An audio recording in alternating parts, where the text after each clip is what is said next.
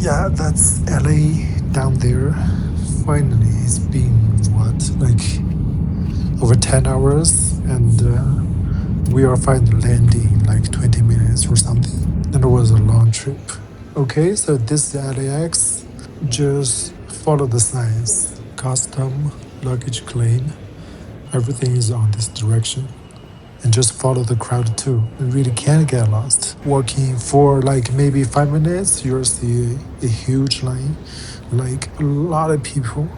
Yeah, that's customs. Just get in line, you'll be fine. All right, just got through the customs. It was not allowed to film in there, but everything went very well. The officer just asked like our plan, how long we're staying. That's it. But yeah, I've heard stories before, like people getting put into that dark room, inspection room, where they checked everything, right? So yeah, that can happen, but today was pretty chill. Something kind of interesting just happened. There was this girl in front of me in line. She looked like a student, and she was like quietly talking to herself the whole time. I can tell she was probably practicing answers. Then she told us it was her first time coming here to study. She looked a bit nervous, and we were like, "You'll be fine, don't worry. People with I-20 student visa, usually they don't make it too hard." And of course, then she got through just fine. Watching her walk away, I don't know, it kind of feel like watching someone just start a whole new chapter. And that actually made me think like more than 10 years ago, I came here for the first time too. Same airport, probably around the same time. I was excited, curious, but also kind of nervous. Like you don't really know what's coming next. If you watch basketball, you probably recognize this. Lakers, classic LA thing. Man, 10 years ago, Kobe was still playing. That's kind of crazy to think about. Now it's like LeBron and his son playing together. That's wild. I remember back then, I really wished there was a video just showing what this whole thing looks like. Not like a full guide or anything. Just show me what you see, where you go, what happens after you land in Los Angeles. That alone would have made me feel a lot more relaxed. So yeah, this time I decided to just film everything, kind of like for the past self. And maybe if this is your first time here, this might help a little too. Excuse me? How can I get to Alamo? Alamo, exit the building, Yes. go to your right, go to the purple sign. Purple sign. On this floor, right? Yeah. Okay, thank you. Okay, we're outside of airport. So if you're getting picked up or taking a taxi, you can just wait here, and parking structure is right across the street. This time we are renting a car, so we need to go to the rent place. Staff just announced that the shuttle comes at the purple sign area, so yeah, we're gonna go find that. Okay, this is T4. There's the board.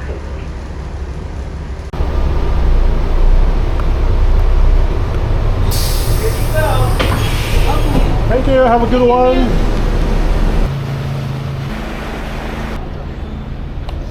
Thank you. May I have your driver's license and credit card as well, please? So we booked the car online already from Alamo. It was easy and fast. We just checked the reservation and insurance and other stuff, and that's it. Brake car, anything on the mid-size road? 这一排车随便选一架，所有的钥匙都在里面。And then staff just tell you, yeah, just go pick any car you like in this line. Honda, Toyota, Nissan, all similar size, same price. They're all clean too. So yeah, just pick a newer one and you're good. This one's good, no smoking sign in the car. It doesn't smell weird. Ah! Okay, now where we go? We're driving in LA again. It's been a while. I'm a little nervous, not gonna lie. LA is like known for having a lot of cars, like a lot. I think the whole LA area has like over more than 15 million people. Basically, everyone has a car. Imagine that. And not only that, people in LA drive kinda aggressively. I'll show you later. It's kind of late now, so not too many cars, which is good, so I can get used to it again.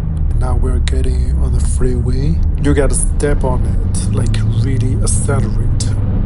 Otherwise, you want to be able to merge. Usually, the speed limit is like 65 to 70 mile per hour.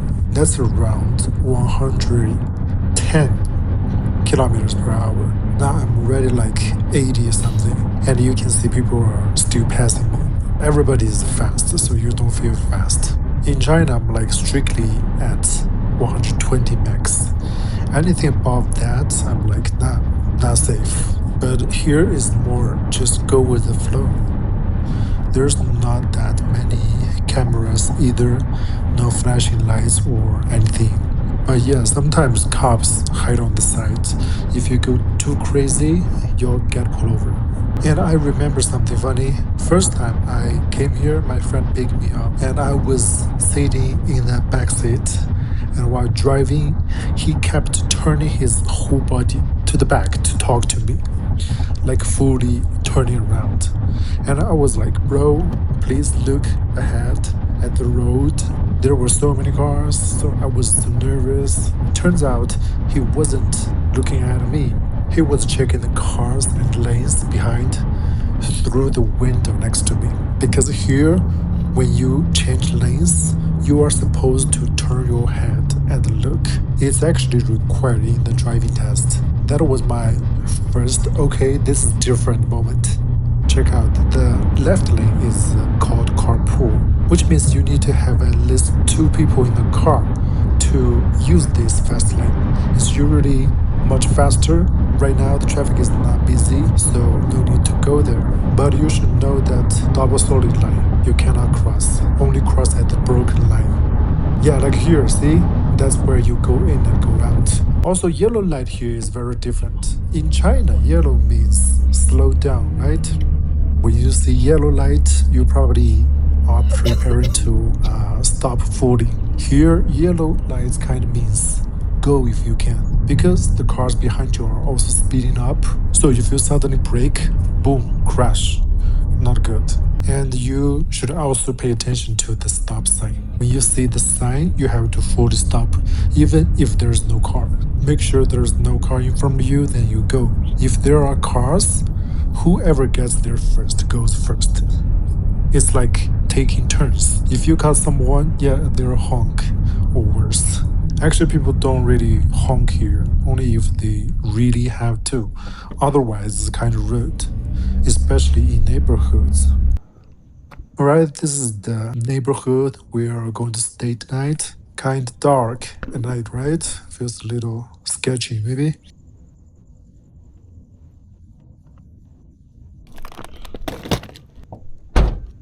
Okay, we are now checking to the Airbnb. Let's see what it looks like. I like to stay at Airbnb when I travel because you get to see how local people live. Feels like you are living the different life for a bit while you're traveling. Of course, not as nice as a hotel.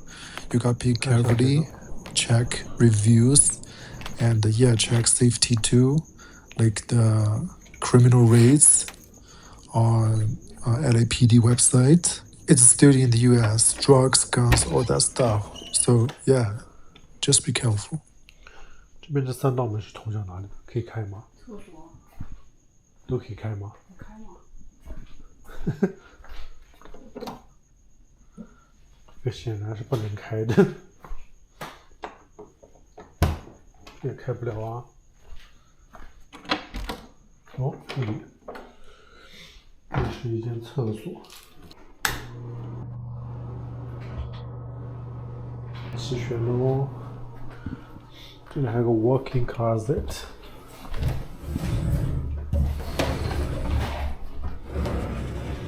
哇，里面还有电视，还有毛巾，人家纸巾。All right, this has been an exhausted day. I'm gonna call it a day. I'm gonna shower and sleep. See you guys tomorrow. This place looks way better in daylight, right?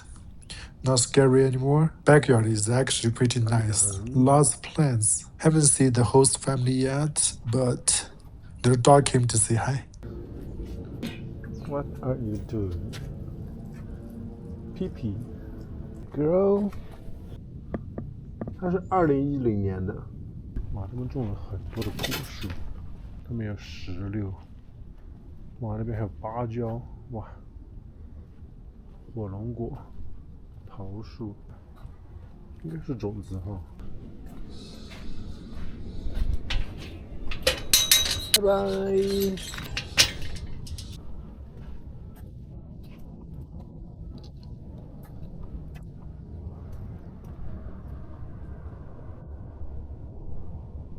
They've got signs outside in the front yard. Pro-immigration, pro-LGBTQ, pro-Black Lives Matter. Yeah, definitely Democrats. But I mean, it's California, so yeah. This neighborhood feels pretty chill, very clean. I just saw people jogging and walking their dogs. School bus just came. Kids are going to school. Feels really nice. All right, we're gonna go get some breakfast.